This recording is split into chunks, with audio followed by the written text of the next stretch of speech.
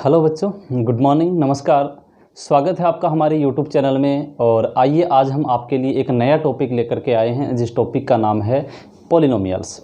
इस polynomial topic के अंदर बच्चों हम बहुत कुछ ऐसा पढ़ेंगे जो आने वाले कंपटीशन एग्ज़ाम में आपके लिए बहुत ही फ़ायदेमंद होने वाला है। बेसिकली आप 8th स्टैंडर्ड में, 9th स्टैंडर्ड में और 10th स्टैंडर्ड में आप ये चीज़ें पढ़ चुके हैं। देखिए बच्चों, आज जो ये टॉपिक है इसमें पीछे के जो कंपटीशन एग्ज़ाम्स हैं या आगे आने वाले एग्ज़ाम्स होंगे तो उसके अंदर मेनली ये चीज़ें पूछी जाने लगी हैं। पहले तो सिर्फ प्रतिशत, सिंपल इंटरेस्ट, कंपाउंड इंटरेस्ट या फिर चाल और समय के जो क्वेश्चन होते थे उन तक ही सीमित रहा जाता था। लेकिन आज HSSC है या SSSC है, सारा कुछ जो है वो फैलाव हो चुका है कि हर चीज़ में से क्वेश्चन पूछे जाते हैं। तो ये जो टॉपिक है वो आपके लिए बहुत ही इंपॉर्टेंट टॉपिक है और जो स्टैंडर्ड है वो 8th स्टैंडर्ड, 9th स्टैंडर्ड और 10th स्टैंडर्ड के लिए बहुत ही फ़ायदेमंद होने वाला है। और जो कंपटीशन एग्जाम की तैयारी कर रहे हैं उनका बेसिक अगर क्लियर करना है तो अच्छे से इस वीडियो को देखें। तो आइए स्टार्ट करते हैं हम इस टॉपिक को। चैप्टर का नाम बताया मैंने आपको, पॉलिनोमियल्स, बहुपद। तो इसके बारे में हम इसके डेफिनेशन पढ़ते हैं कि होता क्या है पॉलिनोमियल। सबसे पहले तो लिखा हुआ है कि polynomial is an expression of variable and constant. कि बहुपद जो होता है वो वेरिएबल यानी कि चर, और कांस्टेंट का मतलब होता है अचर, यानी कि जो संख्याएं होती हैं हमारी 1 2 3 4 वो कांस्टेंट होती हैं। और जो ABC XYZ ऐसे कुछ बोला जाता है उनको हम वेरिएबल्स बोलते हैं। तो उनका एक मिक्स कॉम्बिनेशन होता है जो किसमें एडिशन में भी हो सकता है, सब्ट्रैक्शन में भी हो सकता है और मल्टीप्लाई में भी हो सकता है। और जिसके अंदर जो हमारे इंटीग्रल पावर होती है वेरिएबल्स की, वो एक नॉन नेगेटिव नहीं होनी चाहिए। तो कहने का मतलब है, मैं आपको एक एग्जाम्पल के माध्यम से समझाना चाहूँगा कि हम सीधी सी बात है कि हमारे पास कोई भी जो बहुपद लिखा होगा, पॉलिनोमियल लिखा होगा, उसको हम पॉलिनोमियल बोलेंगे या नहीं बोलेंगे। तो वो कैसे देखोगे? जैसे आप मान लीजिए, एक तो आपके पास में क्या बताया मैंने, कांस्टेंट, और एक आपके बताया मैंने आपके पास वेरिएबल्स। दोनों का कॉम्बिनेशन होना चाहिए, चाहे वो एडिशन में हो सकता है, सब्ट्रैक्शन में हो सकता है या मल्टीप्लाई में हो सकता है। जैसे ये आपके पास में कांस्टेंट है और इसमें सब्ट्रैक्शन में मैं एक ले लेता हूँ वेरिएबल्स, तो 2 - x, या मैं एक सब्ट्रैक्शन में बजाय प्लस में ले लेता हूँ x + 2, और या मैं एक ले लेता हूँ इसके मल्टीप्लाई का कॉम्बिनेशन 2 × x यानी कि 2x। फिर जो हमारे इसमें लिख रखा है non negative integral power of variables. जो हमारी वेरिएबल्स हैं, यानी कि ये x आपको दिखाई दे रहा है, यहाँ पे ये वेरिएबल्स है, इसकी पावर आप चेक करेंगे तो पावर आपकी नेगेटिव नहीं होनी चाहिए। अब यहाँ पे देखिए, पावर जिसकी कुछ नहीं है वहाँ पे क्या होती है, पावर 1 होती है। यहाँ पे भी 1 है, यहाँ पे भी 1 है, तो इसका मतलब ये हमारा एक पॉलिनोमियल्स है। अब जैसे कहने का मतलब है क्या क्या चीज़ नहीं होनी चाहिए, क्या नॉन नेगेटिव से ही काम चल जाएगा? तो मैं बता देता हूँ कि जो इंटीग्रल पावर है वो आपकी क्या क्या चीज़ें नहीं होनी चाहिए वेरिएबल्स की। तो पावर आपकी नेगेटिव नहीं होनी चाहिए, जो हमारी वेरिएबल्स हैं उसकी पावर नेगेटिव नहीं होनी चाहिए, उसकी पावर फ्रैक्शन में नहीं होनी चाहिए, और जो हमारे वेरिएबल्स हैं वो not in under the root, under root में भी नहीं होने चाहिए। अब जैसे मैं आपको एक एग्जांपल दूँ, जैसे इसको देखना है, वेरिएबल्स को ही देखना है आपने। जैसे मैंने लिख दिया यहाँ पे √x, यहाँ पे मैंने लिख दिया 1/x, और एक मैंने लिख दिया x की पावर 2/3। तो बच्चे यहाँ पे वेरिएबल्स लिखा हुआ है x। अब इसकी पावर है, इसकी पावर आपको बता सकता हूँ कि यहाँ पे अंडर द रूट लगा हुआ है। जब हम इसको चेंज करेंगे तो इसकी पावर जो है वो 1/2 में बन जाती है। तो इसका मतलब जो पावर है वो फ्रैक्शन में नहीं होनी चाहिए। अगर फ्रैक्शन में है तो वो क्या नहीं है, पॉलिनोमियल नहीं है। उसके बाद ये कि 1/x है, जब इसको लीनियर फॉर्म में हम लेकर के जाएंगे तो ये x की पावर यहाँ पे 1 है, और जब इसको ऊपर की साइड लेके जाएंगे तो आपको ये x की पावर माइनस हो जाएगी। उसके बाद x की पावर 2/3 है, ये भी एक फ्रैक्शन में है, तो इसका मतलब ये भी एक पॉलिनोमियल नहीं है। आपका मेन फोकस वेरिएबल के ऊपर होना चाहिए। अब जैसे एक और एग्जांपल देता हूँ आपके सामने, मैंने लिख दिया x² + 2/3। तो बच्चे देखिए, यहाँ पे ये संख्या फ्रैक्शन में हो, कांस्टेंट, कोई दिक्कत नहीं है, लेकिन हमारे जो वेरिएबल्स हैं वो आपका फ्रैक्शन में नहीं होना चाहिए। तो इस कंडीशन में देखिए, इंटीग्रल पावर एक पॉजिटिव नंबर है, तो इसका मतलब ये एक हमारा एक वेरिएबल जो आपके सामने लिखा हुआ है प्लस आपका कांस्टेंट लिखा हुआ है, इन दोनों के कॉम्बिनेशन को हम क्या बोल देंगे, पॉलिनोमियल बोल देंगे। तो 2-3 एग्जांपल आपके सामने देता हूँ, फिर आपको अच्छे समझ में आएगा। देखिए, मैंने लिखा एक्स स्क्वायर प्लस 1/3, या मैंने लिखा 1/x+2। ये एक पॉलिनोमियल नहीं है। क्यों नहीं है? क्योंकि इसके अंदर हम जब इसको लीनियर फॉर्म में लेकर के जाएंगे 1/x+2 को, तो ये हमारा जो चेंज होकर के आएगा, तो इसकी पॉलिनोमियल चेंज करेंगे वापस, तो x की पावर 1 है, इसको ऊपर लेके जाएंगे तो x की पावर -1 बन जाएगा और +2। तो यहाँ पे जो हमारा वेरिएबल है इसकी इंटीग्रल पावर क्या होगी बच्चे? माइनस में होगी है, तो इसलिए हम इसको पॉलिनोमियल नहीं बोलेंगे। थोड़े से कुछ एग्जाम्पल और करते हैं। और पॉलिनोमियल के बारे में टाइप अलग अलग होती हैं। मोनोमियल पॉलिनोमियल होता है, बाइनोमियल पॉलिनोमियल होता है, इस प्रकार की जो होते हैं उनके बारे में हम पढ़ेंगे बच्चों। जैसे और एक दो एग्जाम्पल लेते हैं। जैसे आपने लिख दिया, कुछ एक एग्जाम्पल लिखता हूँ। जैसे मैंने 2x² + x+3, या मैंने लिख दिया √2x² + 3x + √3, या मैंने लिख दिया 2x² + √x + 4, या मैंने लिख दिया x² + x + 1/4, या मैंने लिख दिया x² + 1/x + 3। इस तरीके से आप कोई भी एग्जाम्पल लिखते हैं तो उसमें से आपसे पूछा जाए कि कौन सा बहुपद है और कौन सा नहीं है, सिंपल भाषा में। तो बच्चे कुछ भी नहीं देखना है, यहाँ पे जो वेरिएबल लिखे हुए हैं इनकी पावर देखनी है। नेगेटिव नहीं होनी चाहिए, फ्रैक्शन में नहीं होनी चाहिए, और इनके ऊपर √√ नहीं होना चाहिए, और ये संख्याएं सही बटे में नहीं लिखी होनी चाहिए जैसे यहाँ पे लिखा हुआ है। तो ये एक पॉलिनोमियल है। यहाँ पे देखेगा √√ लगा हुआ है, लेकिन यहाँ पे x को लगा हुआ है या नहीं लगा हुआ है, ये चीज़ देखनी है। तो यहाँ हमारा 2 √√ में है, तो ये एक पॉलिनोमियल है, कोई दिक्कत नहीं है। जब संख्या कांस्टेंट हमारी कैसे भी हो सकती है। इसमें देखिएगा स्क्वायर रूट जो है वो हमारा √√ में लगा हुआ है, तो ये पॉलिनोमियल नहीं है। ये पॉलिनोमियल है क्योंकि यहाँ पे x की पावर 2 लिख रखी है, यहाँ पे x की पावर कुछ नहीं है, यहाँ पे 1/4 है, तो ये फ्रैक्शन में हो सकती है, तो इसका मतलब ये पॉलिनोमियल है।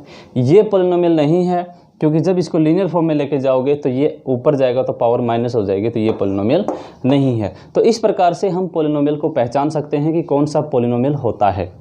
अब बात करते हैं कि पॉलिनोमियल तो है लेकिन वेरिएबल्स में है, 1 वेरिएबल में, 2 वेरिएबल में, 3 वेरिएबल में, तो किस प्रकार होता है उसके बारे में पढ़ते हैं। देखिए पॉलिनोमियल्स जो हैं उनके अलग अलग टाइप होते हैं। सबसे पहले हम पॉलिनोमियल्स जो वेरिएबल होते हैं उसमें हम बात करते हैं कि 1 वेरिएबल में है या 2 वेरिएबल में है या 3 वेरिएबल में है।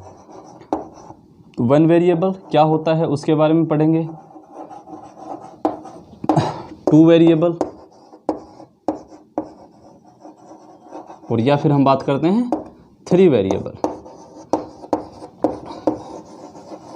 या हिंदी में बात करें तो बच्चे ये होता है कि एक चर में एक चर, या फिर यहाँ पे 2 चर, और इसका मतलब हो जाता है हमारा 3 चर।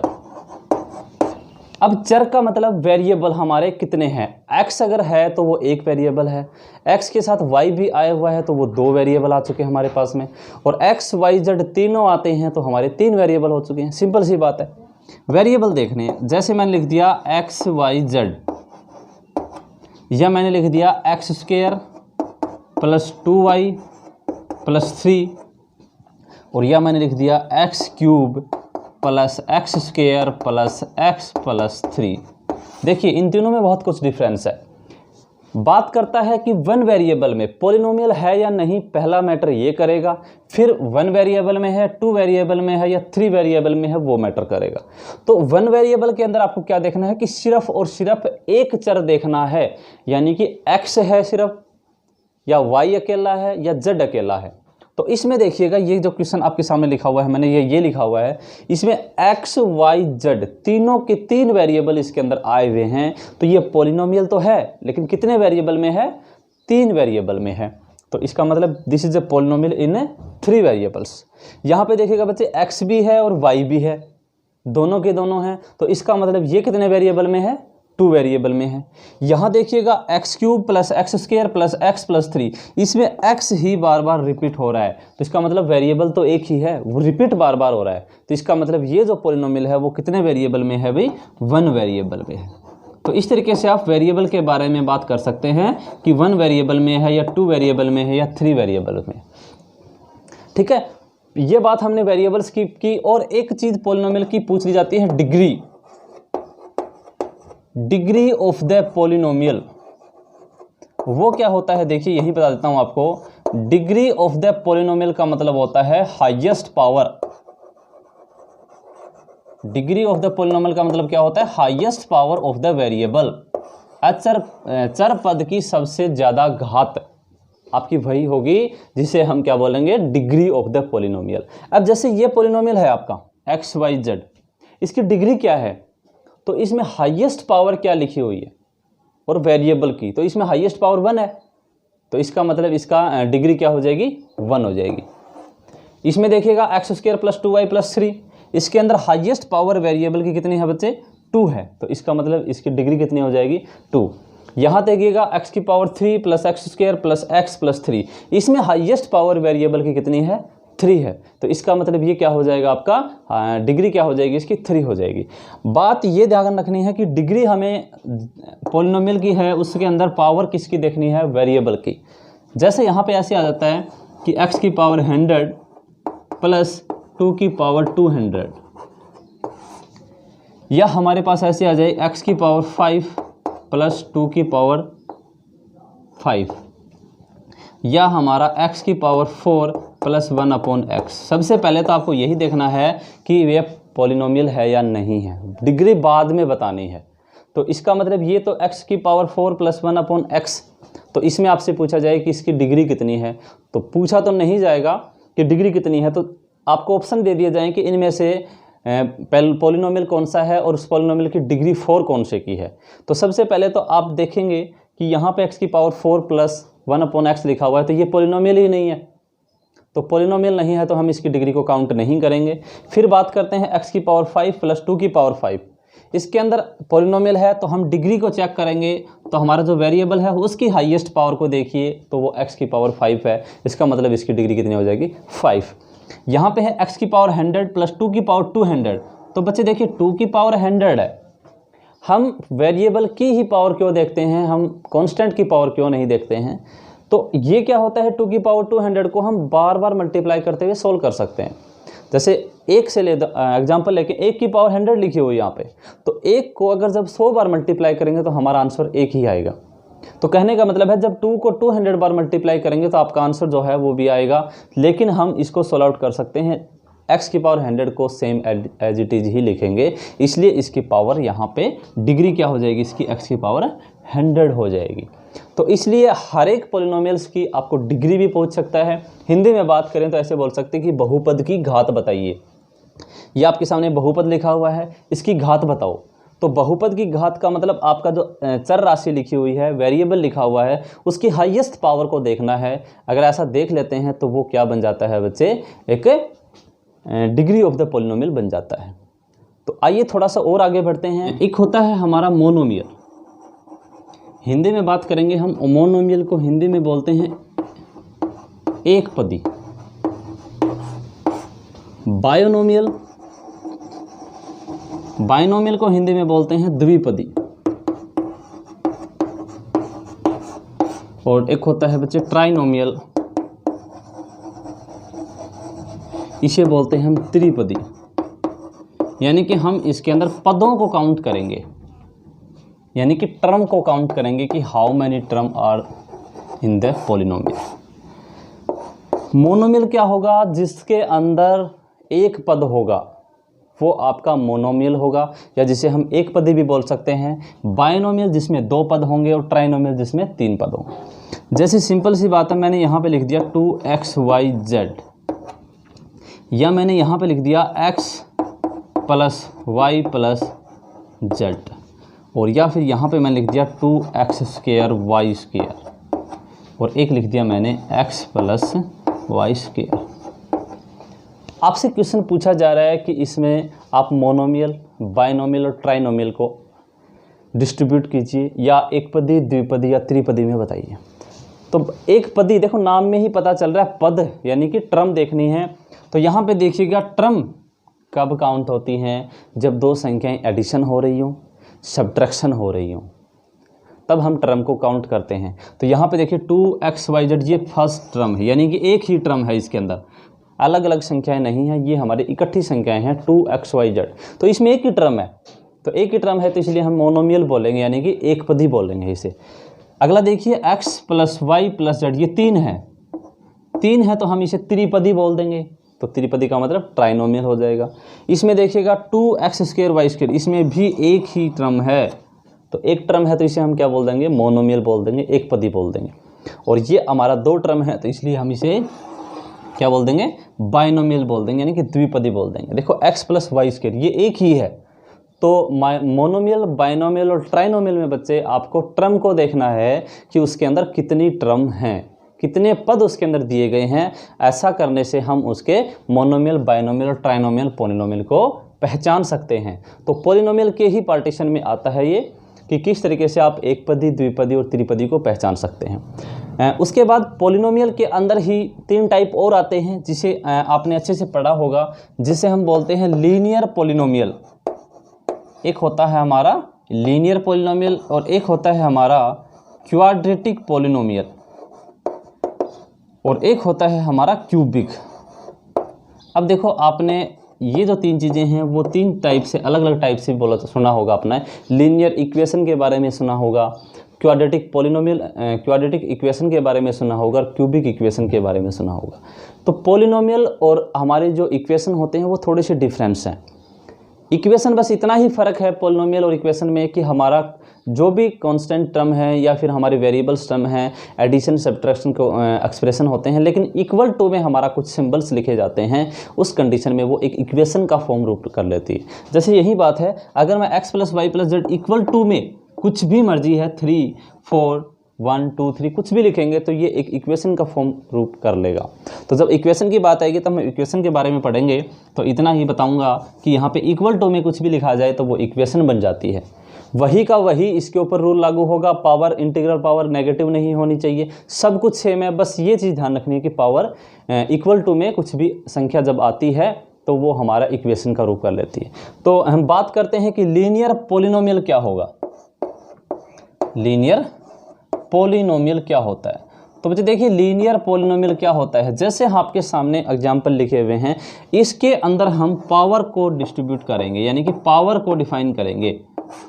अगर हमारी लीनियर पावर, मैक्सिमम पावर की बात करेंगे, लीनियर पॉलिनोमियल के अंदर हमारी मैक्सिमम जो पावर होती है वो 1 होती है, क्वाड्रेटिक के अंदर मैक्सिमम पावर 2 होती है और क्यूबिक के अंदर मैक्सिमम पावर 3 होती है। कोई भी हमारे पास पॉलिनोमियल है उसके अंदर मैक्सिमम पावर को देखना है, टर्म को काउंट नहीं करना है, पावर को देखना है। अगर आप लीनियर, क्वाड्रेटिक और क्यूबिक को देख रहे हैं, देखिए 2xyz कौन सा भी वेरिएबल्स, और पावर हमेशा किसकी देखनी है, वेरिएबल की। कौन सा भी आपके सामने वेरिएबल है उसकी मैक्सिमम पावर कितनी है, तो यहाँ पे इसकी पावर कुछ भी नहीं दे रखी तो 1 दे रखी है, इसकी 1 पावर दे रखी है, तो ये लीनियर पॉलिनोमियल का फॉर्म कहलाएगा कि ये लीनियर पॉलिनोमियल है। इसमें देखिए x plus Y plus Z, इसमें भी पावर मैक्सिमम 1 है, तो इसका मतलब इसको भी हम लीनियर पॉलिनोमियल बोलेंगे। लेकिन जब टर्म काउंट करनी हो, 3 टर्म है तो इसे ट्राइनोमियल बोलेंगे, इसका भी ध्यान रखना है आपको। इसमें देखिएगा मैक्सिमम पावर 2 है, अभी मैक्सिमम पावर 2 है तो इसे हम क्या बोल देंगे, क्वाड्रेटिक पॉलिनोमियल बोल देंगे। और यहाँ पे अगर मैं मान लेता हूँ यहाँ पे 3 मैक्सिमम पावर लिख देता हूँ, मिनिमम से मिनिमम कुछ भी हो, मैक्सिमम पावर को देखना है x³ प्लस वाई, तो इसका मतलब इसमें क्यूबिक पॉलिनोमियल हो जाएगा क्योंकि मैक्सिमम पावर कितनी है इसके अंदर, 3 है।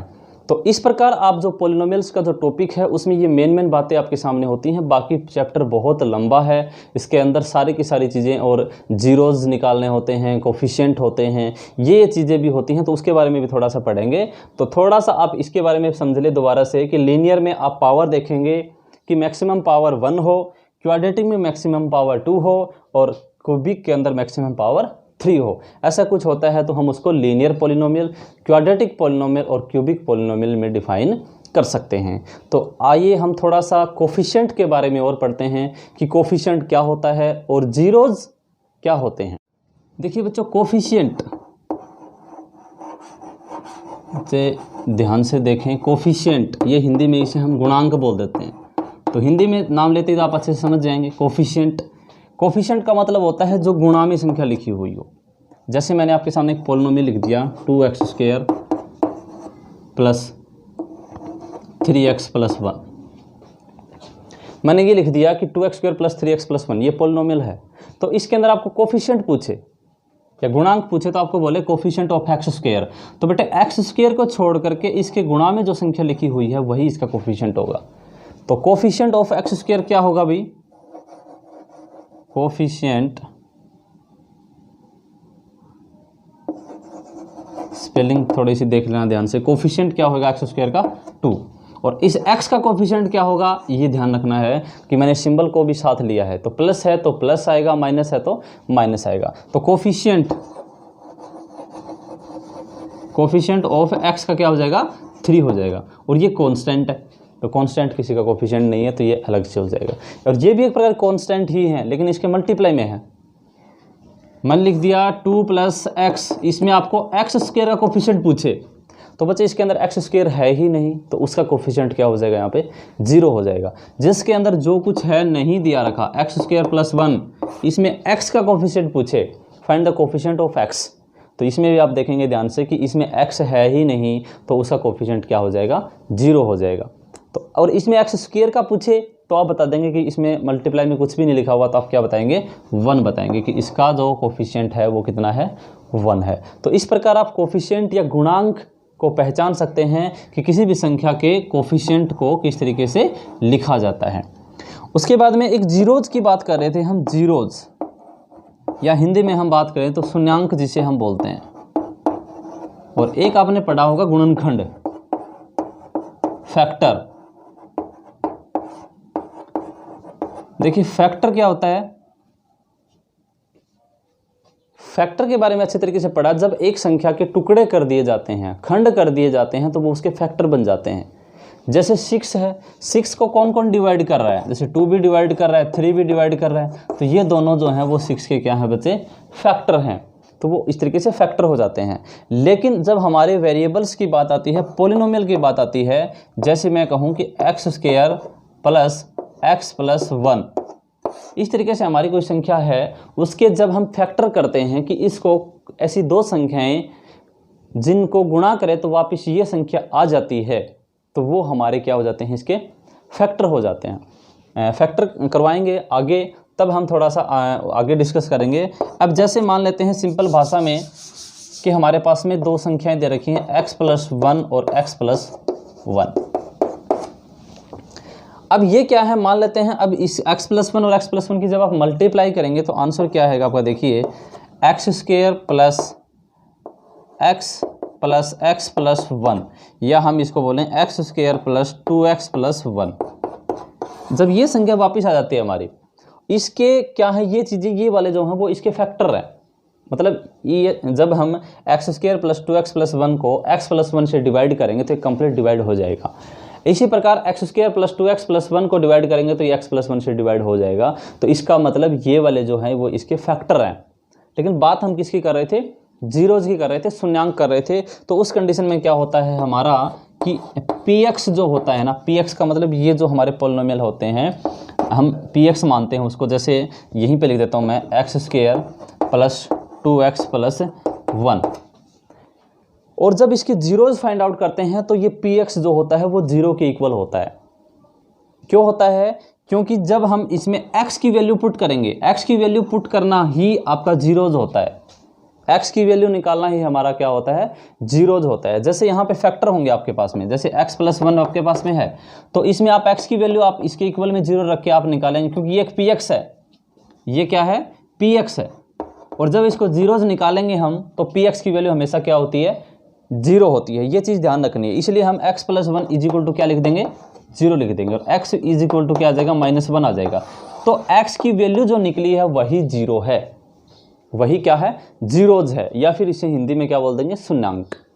और जब हम इसको इस वैल्यू के अंदर पुट करेंगे तो इसकी वैल्यू 0 आएगी, ये हमेशा ध्यान रखें। जैसे अभी देख लो, अभी निकालेंगे हम, जैसे -1 का स्क्वायर है, यहाँ पे आप चेक करेंगे -1 का स्क्वायर + 2 × -1 और +1, तो -1 का स्क्वायर होता है 1, इसकी मल्टीप्लाई करेंगे तो -2 और यहाँ पे हो जाएगा +1, तो 1 और 1 क्या हो जाएगा 2, और 2 - 2 क्या आ जाएगा बच्चे, 0 आ जाएगा।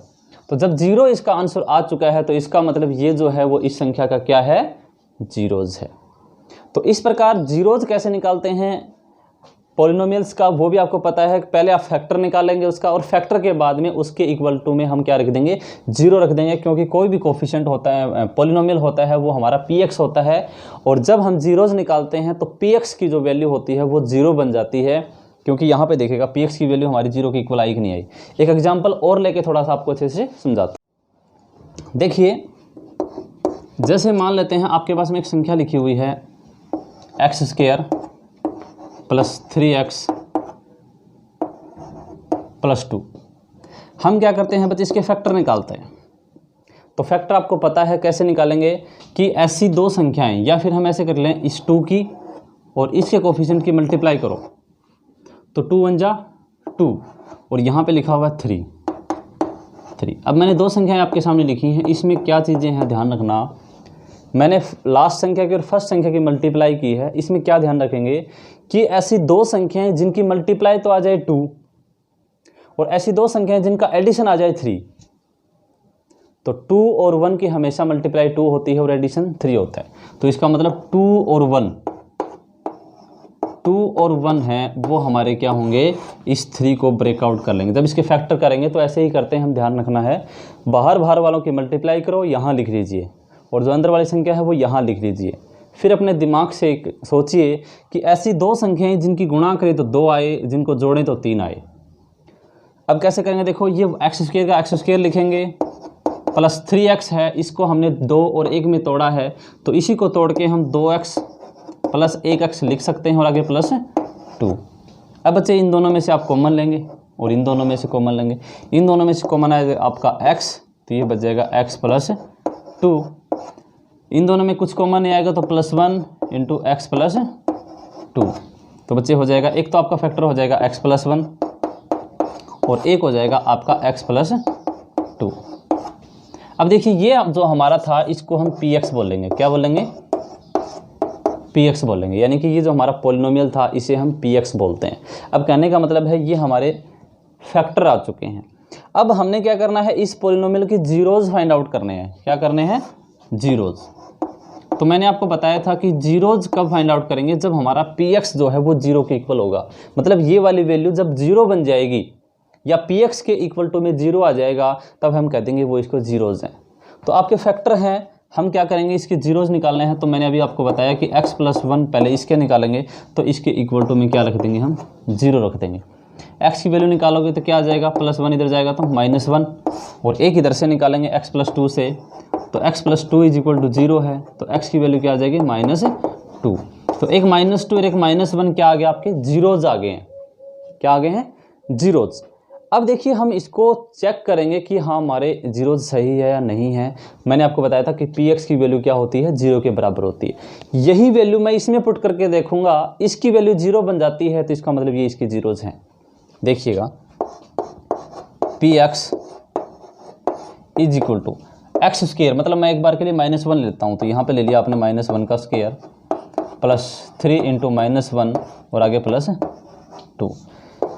px = -1 का स्क्वायर 1, 3 को -1 से मल्टीप्लाई करेंगे -3, और +2। 2 और 1 को ऐड करेंगे तो कितना आएगा बच्चे, 3, और 3 - 3, यानी कि px की जो वैल्यू है वो आपके सामने क्या बन गई है, 0। तो इसका मतलब ये 0 बन गया, तो ये आपके जो जीरोज निकाले हैं वो बिल्कुल सही हैं।